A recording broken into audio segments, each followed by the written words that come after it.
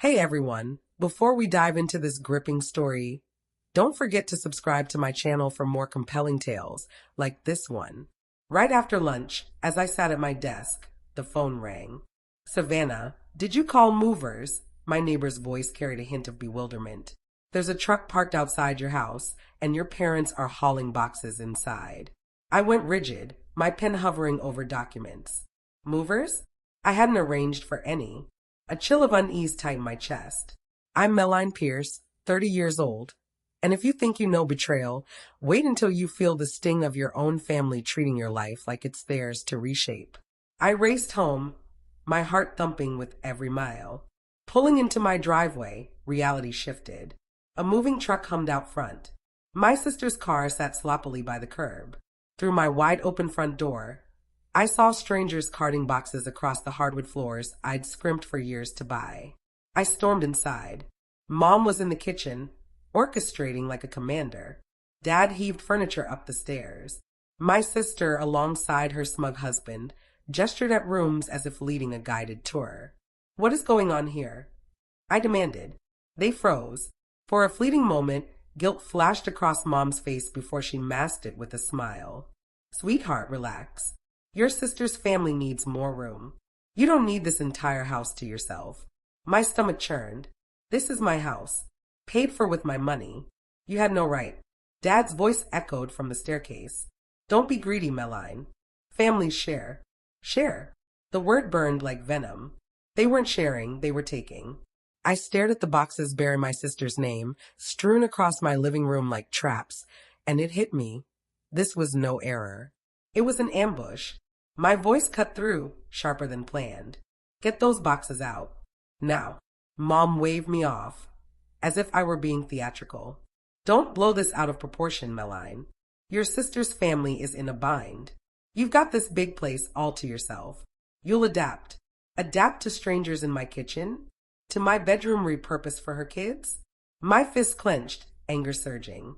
This isn't generosity, I snapped. This is trespassing. You broke into my home. Dad thudded down the stairs, irritation coloring his face. We used the spare key you gave us for emergencies. This is an emergency. I let out a bitter laugh. An emergency is a flood, Dad. A break-in. Not your favorite daughter needing a free place to stay.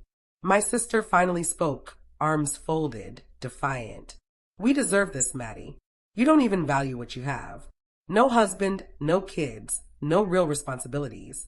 Why not let someone who needs this house use it? The movers shifted awkwardly, eyeing me like they'd stumbled into a battlefield. I turned to them, my voice firm. Stop unloading. This isn't approved. One hesitated. Ma'am, your mom hired us. She's not the owner, I shot back, pointing to myself. I am. Keep unloading and you're aiding theft. That did it. They set down the boxes and shuffled to the truck. My sister's husband muttered curses, but I ignored him. I pulled out my phone and hit record. The red light blinked, capturing my parents, my sister, her boxes, evidence. Mom's voice wavered. Maddie, stop recording. This is private family business. No, I said icily. This is legal business now. Panic flickered in her eyes. My sister lunged, reaching for my phone. Delete that, Maddie. You will make us look bad. I stepped back, holding the phone higher.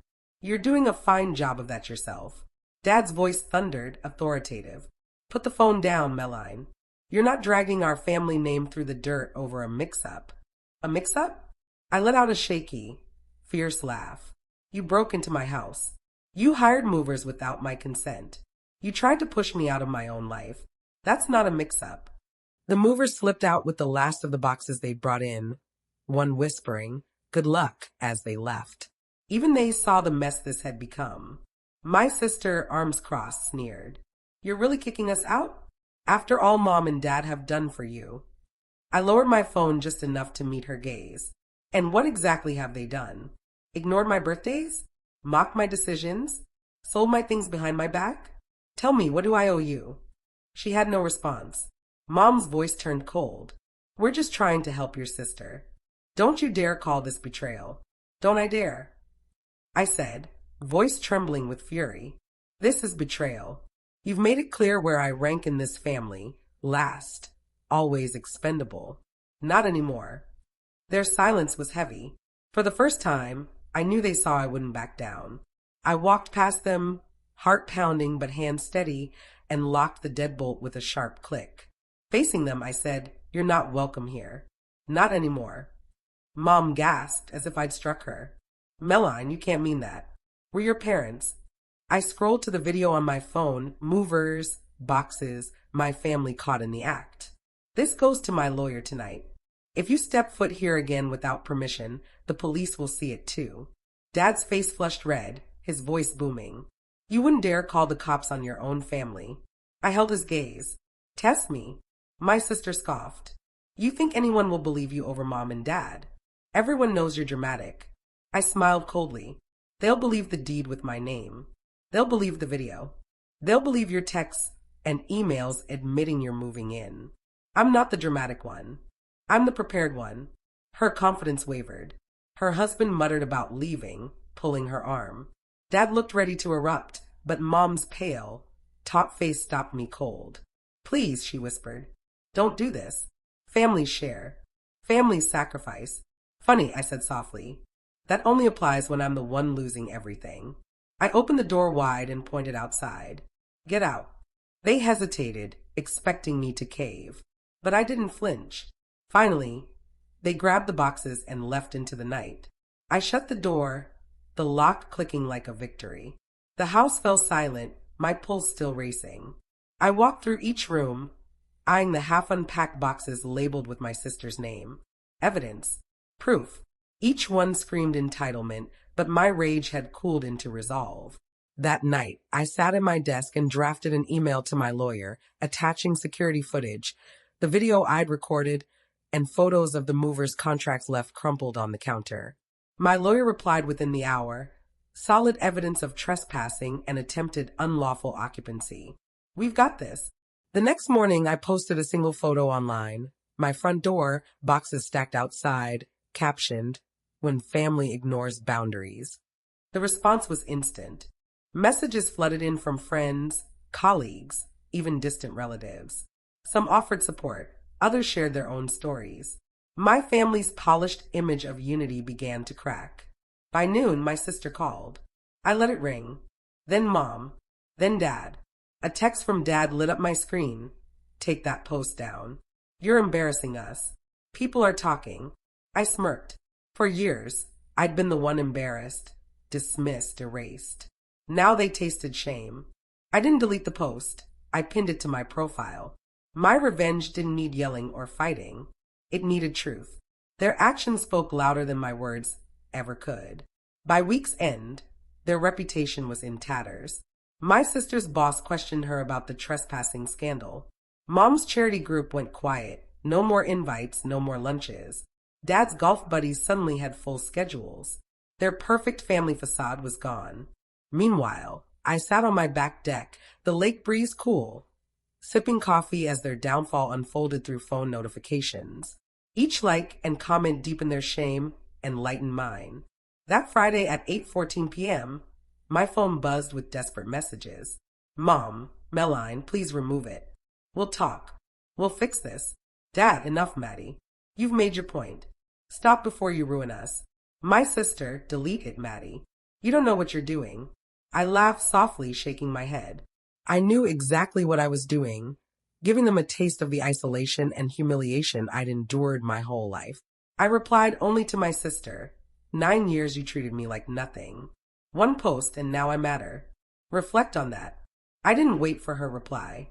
That night, I locked the doors, dimmed the lights, and let silence wrap around me. For the first time, it felt like peace, not loneliness. It was mine. The real lesson was just starting. Saturday morning, pounding at my gate woke me. My phone's camera feed showed them, Mom, Dad, my sister, her husband, standing like outcasts at a kingdom they thought they ruled. Mom's voice broke as she yelled, "Meline, please. We can work this out. Don't do this." Her mascara ran, her usual polish gone. Dad, usually commanding, sounded diminished. "Maddie, you've made your point. You don't know what people are saying. You're destroying our family. I nearly laughed. They'd been dismantling me for years, calling it love. My sister stepped forward, eyes blazing. Delete the post. Let us move in or you'll regret this. I spoke into the intercom, calm and cutting. Regret? You betrayed my trust for years. You tried to take my home. You humiliated me every chance you got. Now, because the world sees it, I should regret it? She froze, lips trembling. I tapped my screen, and the gate alarm blared, sending them scrambling back to their car, faces pale. I didn't need to scream or open the door. I just showed them their power was gone. For the first time, I was untouchable. By Monday, the post had spread, shared, reshared, analyzed. Neighbors whispered. Colleagues gossiped. Even long-silent relatives chimed in. The truth was clear. My family tried to steal my home. Their humiliation, once mine, was now theirs. That evening, I sat on my porch, watching the sunset over the water. The quiet felt earned, not heavy. My phone buzzed with one last voicemail from Mom, her voice shattered. Meline, please. We've lost friends, respect, everything. Take it down. We can't survive this. I played it twice, then deleted it. This wasn't about vengeance anymore. It was about justice. For years, I'd been the forgotten one, the doormat, the scapegoat. They'd taken my birthdays, my worth, my voice. No more. Now they'd learned some doors, once shut, stay closed. I walked inside, locked the door, and poured a glass of wine. The lake gleamed through my living room's glass walls, serene and untouchable. Sinking into the couch, I whispered, "This house isn't just mine. It's proof. Proof I'm not disposable. Proof their control is gone." Powering off my phone, I let silence settle. They wanted me to regret standing my ground. But the only regret in this story would always be theirs.